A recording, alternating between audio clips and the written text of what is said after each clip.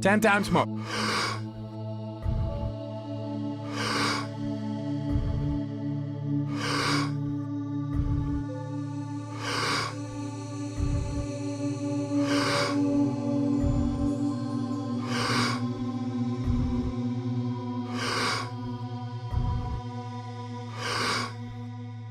Two times more.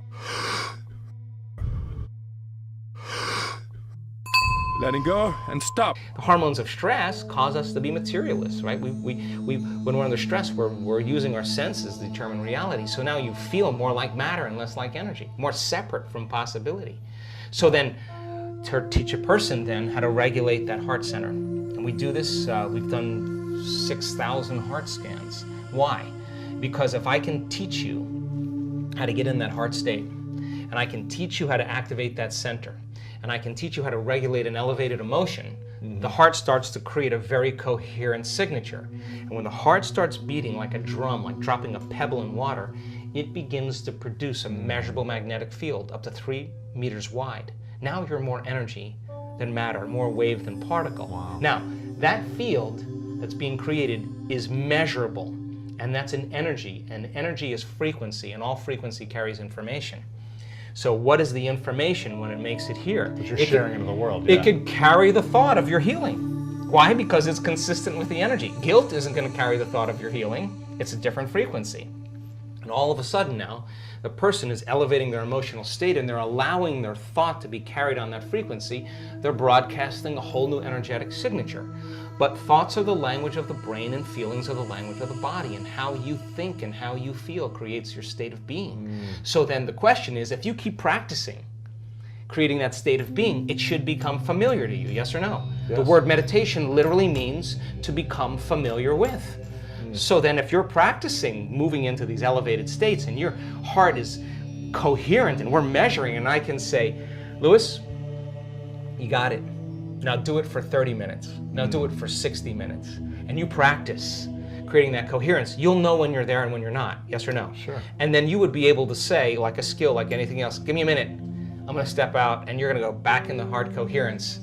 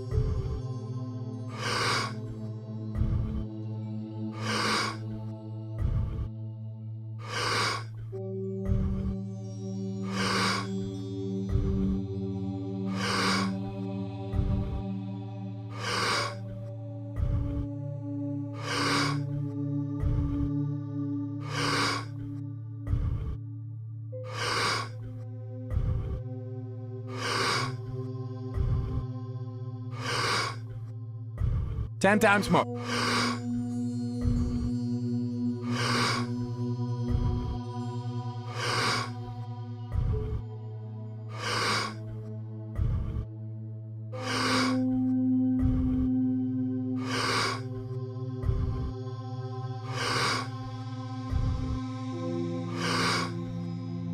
Two times more. Letting go and stop. Practice a formula. Again, rest your attention, start calling up elevated emotions, and when you start seeing that that starts happening, then you sustain it, and you keep practicing, and all of a sudden, it gets longer and longer and longer. Now, what's the relevance behind that? Well, we've measured neurotransmitters. So when a person actually activates their heart, the heart releases a chemical called oxytocin. Oxytocin is actually the love chemical. Oxytocin signals nitric oxide. Nitric oxide signals another chemical called endothelial-derived relaxing factor. What does that do? Causes the vessels in your heart to swell. Wow. You will literally have energy in your heart. You will literally feel like your heart is full. Now, once you have that feeling, you're not going to want to trade that feeling for anyone or anything. You're going to say, why would I judge that person? If I judge that person, I'm going to lose this feeling. Now all of a sudden, you're self-regulating. Now, once the heart is activated, I just was at the research lab this week. Once the heart is activated, it acts as an amplifier, and it amplifies energy in the brain. So once you start opening that heart and it begins to signal the brain, you're going to suppress the survival centers. In fact, the research shows it will reset your baseline. In other words, if you're anxious and vigilant and you learn how to self-regulate, you'll actually reset the baseline, and you'll say, well, the trauma was 15 years ago, I saw somebody get murdered or whatever. And then we'll say, yeah. But the moment the heart, not the brain, it's the heart that actually resets the amygdala. And all of a sudden, the person all of a sudden switches down, and all of a sudden, like, I just don't have anxiety. We have thousands of brain scans with anxiety and depression from people from all walks of life. They've reset. And all of a sudden, they don't have that anxiety. They don't have to take medications or do anything else. They know how to self-regulate. Where does all anxiety stem from? Anxiety is doing this, living in survival. When you're living in survival, I'll tell you this, when the survival gene is activated, out of the infinite potentials in the quantum field, you'll always choose the worst case scenario. Why? Because if you're in survival and you're preparing for the worst, there's always better chances of surviving if anything less happens. So people are always selecting the worst thing in their mind, and they begin to emotionally embrace that future before it happens. Thought and emotion, you start conditioning. So you're conditioning the body to become the mind of fear. You keep doing that enough times, once the body becomes the mind, it's a subconscious program. The person has a panic attack. Try as you may to control it with your conscious mind, you can't. You programmed it subconsciously. Now you worry about the next panic attack, and now, as you start worrying about the next panic attack, it's the vigilance that creates the next one. Wow. Now here's what's happening in our work.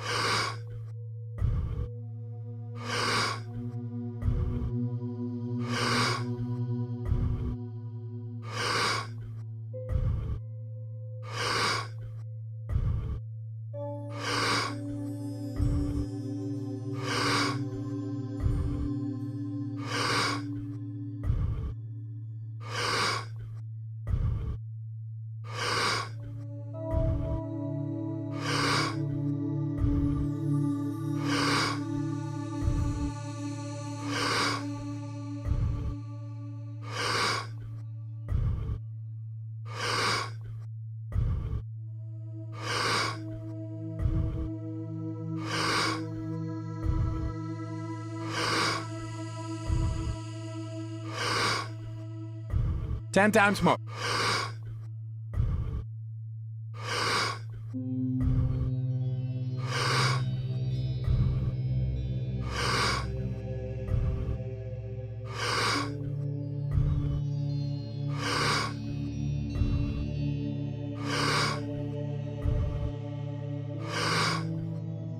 Two times more. Letting go and stop. People who are self-regulating and creating these elevated states, we have heart scans of them sustaining heart coherence for a whole hour during a meditation. Then at the end of the day, they're still wearing the monitor. It's 8 o'clock at night, they're not even in a meditation, and for a whole entire hour they're in heart coherence. We say to the woman, what's going on here? She said, I have no idea. I was just getting ready for bed, and all of a sudden my heart just swelled up. It was so intense I had to lay on my back and surrender to love instead of surrendering to fear. She had a spontaneous love attack instead of a spontaneous panic attack. Now, I would call that the natural state of being. So then, if you're living by those elevated states and you know how to feel that emotion of your future before it happens, you're less likely to wait for it to happen because you'll feel like it already happened. You're less likely to try to control it. You'll know that the moment you lose the feeling, you just disconnect it, and you're going to make your way back. And when you get good at it, no person, no thing, no experience can take it away from you. Now you're empowered. And if you understand the laws of how creation happens, then you're less likely to compete and rush to get what you want. You're going to know that it's going to come to you. And now that's the new model of how do we create. Knowing it's going to come to us at the right time. What if we want it faster? No, you just do it again. But remember, if you're trying to make it happen faster, you're back to the old self. Right. The new self would never do that. The new self would constantly stay there. And so then how does it appear? It appears in a way that you can't expect. Because if you can predict it, it's the known. It's going to come in a way that you haven't thought of, an unknown. And it's got to rock your world. It's got to catch you off guard. It's got to leave you no doubt that what you've been doing inside of you that produces some effect outside of you. And when you correlate what you've been doing inside of you with the effect that you produced outside of you, you're going to pay attention to what you did and do it again. And the energy of the joy that you feel when it happens, you're going to use that energy to create again. Now, people say to me, well, I'm this way because of that person and that thing. I would say to them, so you mean then that person or that experience out there is controlling your thoughts and feelings? That means you're a victim to your environment.